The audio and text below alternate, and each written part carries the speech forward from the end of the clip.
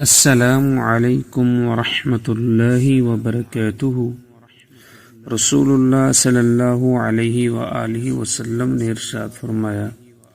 کہ جب تم میں سے کوئی نیند میں خوف زدہ ہو، نیند کی حالت میں گھبراہٹ پیدا ہو،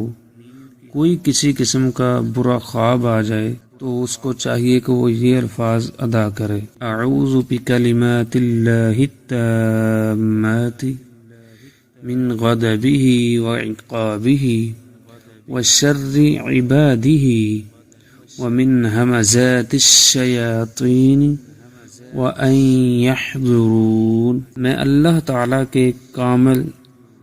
کلمات کے ساتھ پناہ طلب کرتا ہوں ان کے غضب، ان کی سزا، ان کے بندوں کے شر، شیطانوں کے وسوسے ڈالنے، اور اس بات سے کہ وہ میرے پاس آئیں مجھے بہکانے کے لیے۔ تو پھر وہ یعنی شیطانی وسوسوں اور شرارتوں سے اسے کسی قسم کا کوئی نقصان نہیں پہنچے گا، اس کا دل پریشان نہیں ہوگا جب وہ بندہ یہ دعا پڑھ کر اپنے اوپر دم کر لے گا، اور کثرت کے ساتھ یہ دعا پڑھنی ہے تو انشاءاللہ نیند میں کسی قسم کا خوف پیدا نہیں ہوگا، کوئی برا خواب نہیں آئے گا، اور دل کو بالکل سکون اور اطمینان مل جائے گا۔ اللہ تعالی عمل کی توفیق عطا فرمائے۔